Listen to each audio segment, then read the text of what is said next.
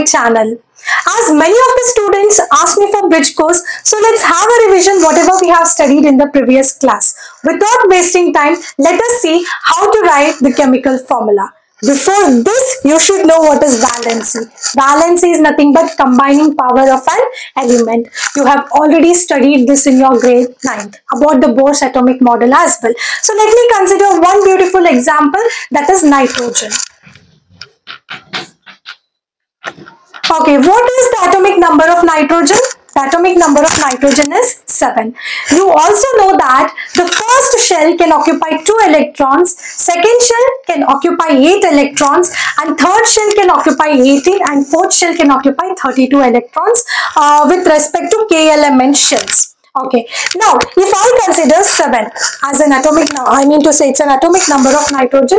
So the first shell will have 2 electrons and the remaining electrons are filled in the second shell, that is 5. Now you know that in the outermost shell you have 5 electrons. If the outermost electrons are more than 4, then you have to subtract it from 8. Remember this particular trick. You know that the outermost shell is having 5 electrons. It is more than 4. Now what you have to do? You have to subtract it from 8. That is 8 minus 4 is equal to, 5 is equal to 3. Now you got to know the valency of nitrogen, that is 3. Valence electrons are outermost electrons. Valency is 3. So valence electrons for nitrogen is 5 and the valency is 3. Now let's study how to write the chemical formula. See, the word equation is given. You have to convert this into a skeletal equation.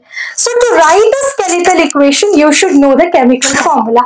To write the chemical formula, you should know the valency. Now let's see how to write the skeletal equation for the given word equation.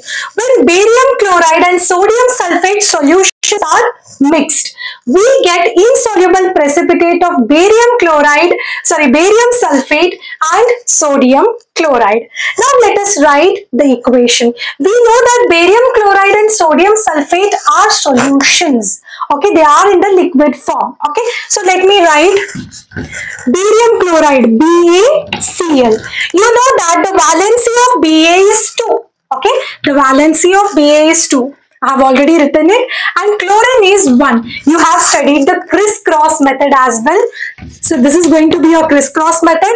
Ba will have 1 and Cl will have 2. So you can write the formula as BaCl2 plus similarly sodium sulfate, that is NaSO4. Sulfate is SO4. Remember the valency for Na is 1 and SO4 is 2. Crisscross method. So it is going to be Na2SO4. So when we mix, we get insoluble precipitate of barium sulfate, which is yellow in color.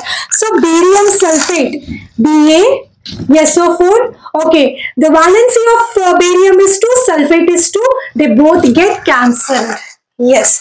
Now let us write sodium chloride. So what do we get? Barium sulfate as well as sodium chloride, that is NaCl. That is NaCl.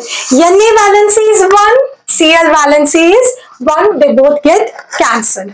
Now check whether the equation is balanced or not. It's mandatory to check whether the equation is balanced or not. Ba, it's balanced. Cl2, Cl is not balanced. On the reactant side, you're having 2 chlorine atoms, and on the product side, you're having 1 chlorine atom. So just put 2 here. Now, Na2, 2Na, SO4, SO4. Now the equation is balanced. Thanks for watching the video. For more videos like this, stay connected with our channel. If you have not subscribed my YouTube channel, go subscribe it. For more notification, hit the bell icon.